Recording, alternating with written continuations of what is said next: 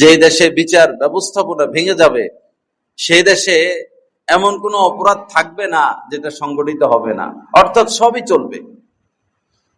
বিভিন্ন এলাকায় যাওয়া হয়, তো মানুষ বলে যে এলাকায় 80% 90% তরুণ যুবক নেশা আক্রান্ত।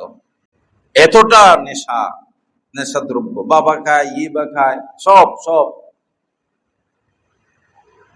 মা বাবা বাধা দিলে জবাই করে দিবে, বাপে খায়, পোলায়ও খায়, মহিলারাও খায়।